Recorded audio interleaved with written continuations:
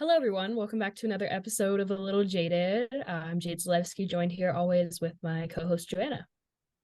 Hi guys, what's going on? I'm really excited to be introducing our guest today. She is actually a member of the Jaded team. Her name is Melanie Martinez. She graduated from Pacific Oaks College in 2021 and she's pursuing the music industry through various jobs and internships. She does freelance VIP assistance work with VIP Nation. That's actually how we met. She's a fan coordinator with One Iota and an usher working in guest services with Live Nation Entertainment, all based in Los Angeles, California. And as I said, she's a member of our team. She is a TikTok creator here at Jaded. And so you may recognize her voice or her face from our TikTok account. And she originally started as a TikTok creator, intern with us, and joined the team officially in November of 2022. So hi, Melanie. We're excited to have you. Hi, I'm so excited to be here. Awesome. So I guess let's just jump into the first question, a little bit of a background kind of question. How did you know that you wanted to pursue a career in entertainment, specifically music? And do you think that living close to LA was a factor in that, or was that not really on your radar? So, kind of starting from like the beginning of times, always being a fan of music. It's something that I've always like been passionate about, felt like a calling to. But, like in high school, I actually considered it, but because like where I grew up and stuff like that, also like a lot of the school fundings wasn't really focused on music. So I just went the medical route. But throughout my time in college, I realized I didn't want to pursue anything in medical, went to childcare because I also love working with kids and stuff like that. But during the pandemic, I came across a TikTok that, sparked my interest of working in music. And again, like I've always been a huge like fangirl, passionate about my favorite artists and supporting them. So that's when it clicked. And I was like, I can actually work in this, do something that I love, and support my favorite artists through working in the industry. So that's just how it actually started with me wanting to work in music. And then living near LA wasn't something I fully had thought about, but then, obviously like stepping into the industry, getting connections and stuff like that, being near LA and like usually commuting to LA did help me a lot in, getting that like my foot in the door. That's really awesome too. Like, yeah, not exactly knowing, but then, being a fangirl and loving it. I feel like that's a lot of our stories, and I'm sure a lot of like listeners' stories as well. You said that you commuted to LA. Just for my own curiosity. Where were you commuting from, and how long of a commute was that, considering LA traffic? Oh, so I commute from a city called Palmdale. It's like an hour north from LA. It's still in the county. I still commute from here. But with traffic, so like if I have early call times like 9 a.m., 8 a.m., I do have to leave my house the latest 6:30 to get there by like 8:30. And I'm that kind of person that likes to at least have 30 minutes in my car to, get in the zone to prepare for my day. So I do try to leave with a lot of time. And then I somehow end up being the first one there on my shifts despite living so far. But I honestly don't mind the commutes because I love driving for one, and two, it's like I know it's something necessary to help me with my career growth and stuff like that. So it's not too bad. Yeah, definitely. That's awesome. That's super cool. And yeah, I totally agree with you. I'm also somebody that has to be there really, really early. I'm like always 15 minutes early to my class. Like if you're not early, you're late in my book. You know what I mean? Like if you're not like Exactly. 10 or 15 minutes early, you're late. Like I don't know, like sometimes, walking in at like 7:55 if your call time is at 8, like to me, you're late. But like on a regular clock, you're 5 minutes early. So I totally get where you're coming with from with that. But as you know, obviously, a lot of our Jaded listeners and just our Jaded audience in general are interested in working in live events. That was actually like our most popular department of the music industry last year in Jaded University. So how did you kind of start to work in these roles? And, do you have any advice for other people trying to get into these roles? Yeah, so mine kind of happened through a friend. This was back in, I think, like March 2021 when things kind of started to like open up again. I went to, so in the K-pop community, I don't know if you guys heard of cup sleeve events. So I went to one with my sister, and I saw a friend there who has her little shop and everything. We just kind of got to talking and just catching up because I hadn't seen her in like over a year. And I had mentioned that I was transitioning and thinking about working more in like music and stuff like that. And she told me the same thing. That's what she wanted to do. And we started sharing stuff back and forth. Um, she gave me a lot of recommendations for like nonprofit organizations that, you know, promote live events, artist management, all that good stuff. And so we left that at that. Fast forward a year later, I get a text from her and she's like, "Hey, do you want to work twice in LA?" And I was like, "Yeah, like that's something I'd like be open to doing." And she's like, "Okay." So she was like, "I'll send you the person who you'll reach out to, and you know, just take it from there, and you know, best of luck." And I was like, "Thanks." So I shot the person an email, sent you know, my little pitch, what I, you know, that I was new to this, but I was something willing to learn and open to exploring. I'm so thankful that that tour rep gave me an opportunity to, you know, showcase my passions and like just show what I can do. And then from there, I didn't stop. I made sure that I connected with all the tour reps, you know, stayed in touch with the people I met there as well. We've all become really great friends. And from there, I just been able to connect with more people, and I didn't stop from there. I definitely think networking is super, super important because you never know who you're going to meet. You never know what opportunities will come from it.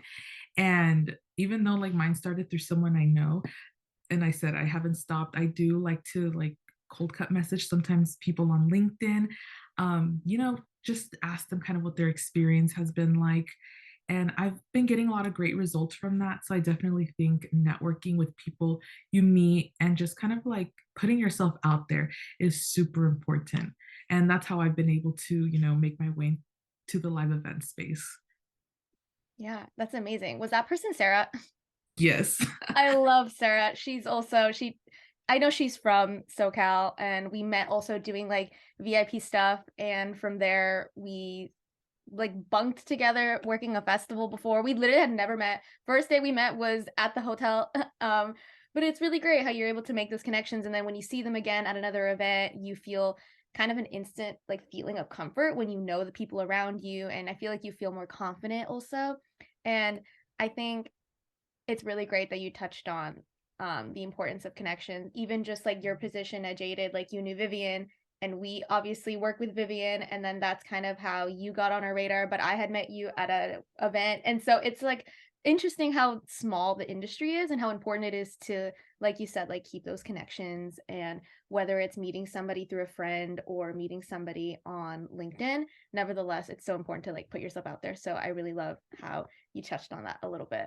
Definitely, yeah, like and like again, like it is important to have those networks, but one thing that I always tell people that it's like an extra step and it's like a crucial step is to make meaningful connections with your networks because you don't want it to just be like a business kind of transaction all the time. It's really nice to know that you, besides having that network, you have like a friend that understands you in what you're doing. Because like personally, I feel like some people that I do personally know kind of don't understand where I'm coming from sometimes.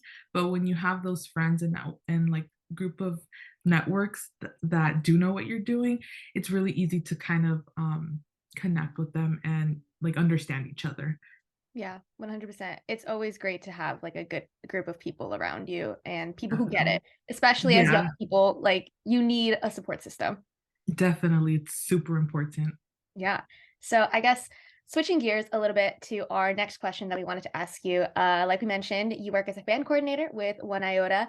For anybody who doesn't know what One Iota is, do you want to give like a little bit of an explanation before I go into the question?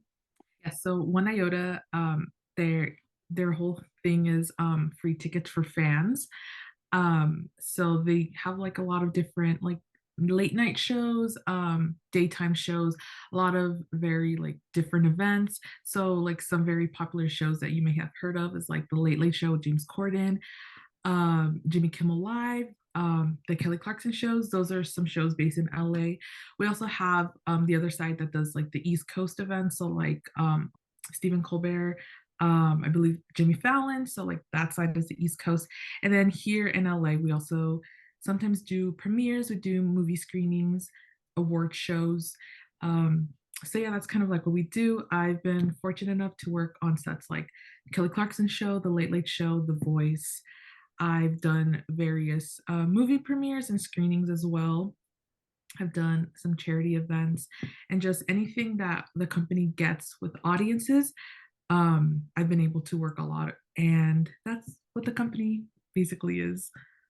Awesome. So, do you want to explain to anybody who might be interested in a position similar to yours, what exactly your position entails, what skills helped you gain this position, and maybe what skills have been helpful for you in order to succeed in this position on a day-to-day basis?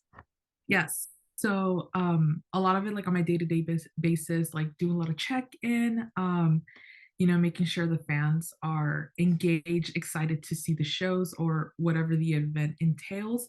A lot of skills that I've gained from there is just, coming more out of my comfort zone. I sometimes tend to be very shy at times, but at that job, it's very like fast paced at the most. So, you have to always make sure the people are engaged, they're super excited, making sure they're also okay, like needs are being met. And then I feel like the skills that helped me, get into that position was once again kind of putting myself out there.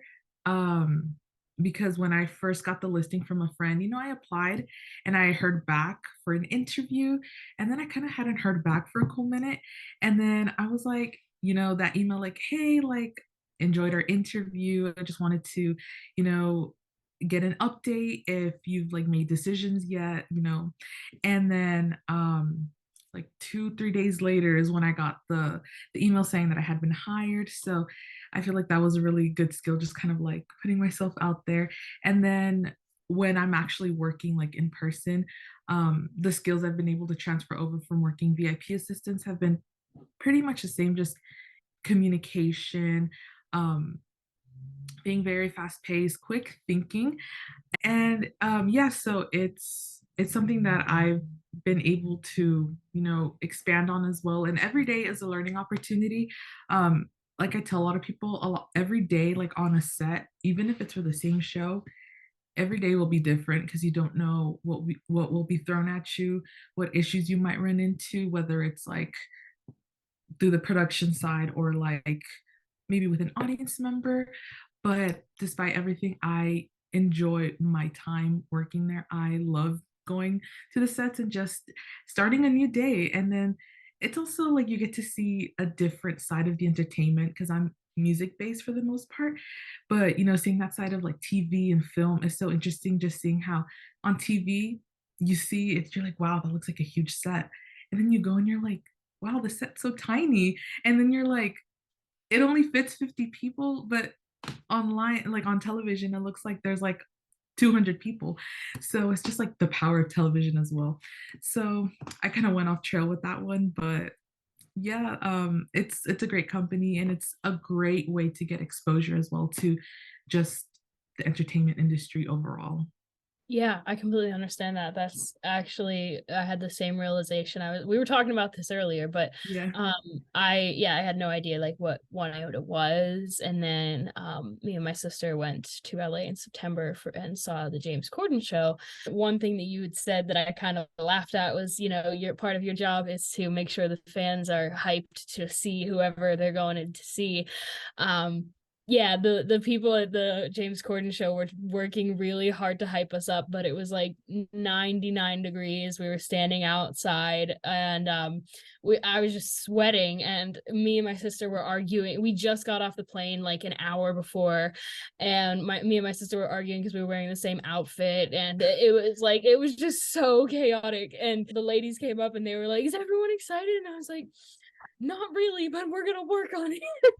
so, so yeah, I just thought that was funny. I didn't know that that was like part of your job. I thought they were just excited to for their work. You know what I mean? I Yeah. didn't. I mean, definitely the excitement to be there, like even Yeah, working, because when I go, I'm like, I get so excited. Like, I'm like, okay, like, and then also too, sometimes like my favorite artists are on the shows, and I'm like, that's so exciting. So it's like, if I'm excited, I want the audience to be excited too. So, we kind of have to feed off of each other. It can be hard exactly. sometimes because again, weather plays a huge factor, but you know, we Oh gotta yeah, we gotta do what we gotta definitely. do. Yeah. And Yeah, I think especially because you started as a fan too, like like when you're waiting in that line, people get cranky. Like I feel like being having that fan perspective kind of helps you to know like what the fans are probably feeling and what they're probably wanting and what they don't want. And obviously you're trying to do your job, but like being able to put yourself in their shoes, I think is really powerful too. Yeah, definitely. yeah, they definitely. I mean, they it worked though. Like their hype and their excitement helped definitely because they were so excited that it was contagious. Pretty much, it was like, wow, okay, well they're so excited, so am I. Not that I wasn't excited, but again, there were just a lot of outside factors playing into it. Oh no, Um, definitely understood. Oh, yeah, understandable. Yeah. exactly. But yeah, no, that's so cool. And then yeah, after that, I was kind of wondering. I was like wow, like I did not know that that was, and we were talking about this before too. Like I did not know that that was a job even. Yeah, like TV, it makes it look so much bigger on TV, but then you get in there and you're like, wow, this is a really tiny set. Like it's not as big as I thought it was. So yeah, Yeah. a lot of those little tricks that of the trade that you probably get to see, as being in one iota. But um actually, in a recent LinkedIn post of yours, you're at Melanie Martinez, right? On LinkedIn. Yeah. Cool. Just so people know. But in a recent LinkedIn post of yours, you were super transparent about the fact that you've endured a career change, as we were talking about. But in order to pursue the music industry. But this is something a lot of students and a lot of graduates and even people that are older than students and graduates often face, and it's really daunting to make such a big decision to pursue the industry that's such a passion industry. But can you explain some of your experience and with that decision, and do you have any advice for people that are considering changing career paths to be in the music industry? Yeah. So, kind of a little background. I come from like early education and like the nonprofit sector. Um, I worked at a childcare for like almost 8 years, basically since I was a teenager. And then I worked in the nonprofit in early education for 6 months before I, kind of like realized I'm gonna full time switch to just focusing on making it in the music industry. But I actually had made that decision back in 2020 that that's what I wanted to do. I was just taking small steps, kind of figuring out what I was gonna do. But something that I can share with people that I talked about with myself, starting with myself, was that don't be afraid to make that change. It can be very hard, and it is hard because, like, what I post on social media, I'm like, oh, got to work this event, super thankful. Oh, like I got some experience here. It may seem like every day is a great day, but there are a lot of like, sometimes there's bad days, but besides those bad days, just keep persevering. I think that's super important, that always seeing the positive side of it, and that yeah, so it's definitely just very important to push through and just talk yourself through it. Journal how you feel. That's something that has helped me so much as well. um just talking it through with myself, and then obviously sharing with people that understand. And also, like, another piece of advice is just don't listen to what people have to say. It's something that we hear all the time, is that, oh, you can't find a career in the music industry, like you can't make a career out of your passions and your hobbies. um that's not true. You can definitely do it if you have your heart set out to do it. You can definitely do it.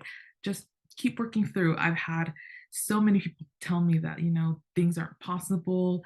I've had a lot of more negative talk thrown at me than, uplifting, but I've been able to find people that will uplift me as well. So that definitely has helped me a lot.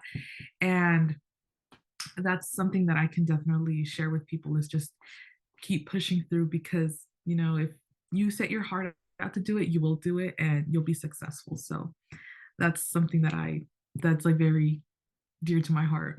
Yeah, I love that so much. I love that you're being so like transparent about it. Like when I saw your LinkedIn post, first of all, I was shocked that we had such similar experiences because I also changed in 20, well, more like beginning of 2021, but late 2020 is I was also early childhood education and then I switched to going into the music industry after seeing a TikTok on my For You page too. So I think that it's so interesting how like we didn't know each other at that time, but we were both going through kind of similar experiences. Yeah. And I think that that speaks so much to how like there's people everywhere who are feeling this. And I think it's so important for you to share your experiences and to share that it is going to be really hard. And I think those amazing moments, like focus on the positive as much as you can and focus on why it is that you're doing it. And that kind of leads into our next question that we were going to ask you, because you said that there were a lot of bad times, but there are obviously so many great times because you're doing so many amazing things. So are there any specific moments in your career so far that have stuck out to you as a memorable moment where you felt a sense of confirmation, like this is what I should be doing?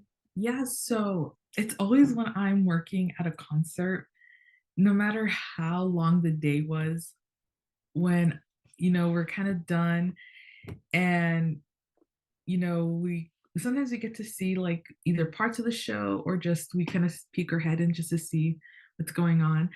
And then we see like all the fans just like super excited, singing their hearts out, cheering on their favorite artist. I always get the sense of like euphoria, like my body literally, like I get like the goosebumps and like I just kind of like get that little shiver. And I'm just like, this is what it's all about. And I'm like, this is why I love doing what I do because, it's creating that experience for someone. And then, you know, when I go to a concert as like a guest, as an audience, I love the way like everything's like set up, how people are super excited just to be there. So that's when I get like the confirmation, like, yeah, this is where I want to be, and like this is what I want to be doing. Yeah, definitely. I think that's something that it can't be explained and it can't be replicated in any other situation except right there when you know that you helped put something together that is bringing people so much joy. And yeah, I think that's comparable to nothing, like nothing at all. I totally understand that feeling. And but then yeah, like on the other side of it, being the fan and watching, I mean, I'm personally that annoying person at the concert that's like, look over there, like do you see what they're doing, like they're setting up like this, like everybody's like, Jade, nobody cares, but like that's the part of of you that really kind of makes you feel like what you're doing is what you're supposed to be doing. So I totally get where you're coming from. But in your experience, as our last question, in your experience in the music industry so far, which has been very successful and will continue to be very successful for you, but have you ever gotten a little jaded? And how do you come back to yourself if that happens? Yeah, so just kind of there's times where like I kind of mentioned earlier where you're like, some days are just they're a little tough. You can feel a little lost, confusion, and all of that stuff. Um, and again, I just think of the times that I've been able to, continue pushing through. Again, a lot of like uplifting self-talk is something that helps me a lot, even though it can be very difficult because you sometimes let that imposter syndrome, you let all the negative stuff that people have thrown at you, get to you. But that's just how I come back. I think of all the good memories I've made and I just use that as more energy, use it as fuel to continue, and it has helped. It has helped me a lot. So that's something that I do. I love it. Yeah, definitely. I think that finding your fuel and finding your why will always like bring you back to where you're supposed to be. And for you, it's the music industry. And for all of us, it is also the music industry. And hopefully for our listeners, it is too. But yeah, I think well, thank you so much, first of all, for being here, Mel. We really appreciate it. And I think you've dropped a lot of knowledge on our listeners, but I personally have really enjoyed, talking to you and hearing your story and your background. It's been wonderful. So thank you very much for being here and being so open and honest and yeah, thanks. No, thank you so much. Yeah, it was a pleasure being here. And like Yeah. I know like we're a team and everything, but it's always nice to just, get to sit down and just talk more about why we're Yeah. passionate, why we're here, and getting to learn everyone's stories. It's like something that's so amazing.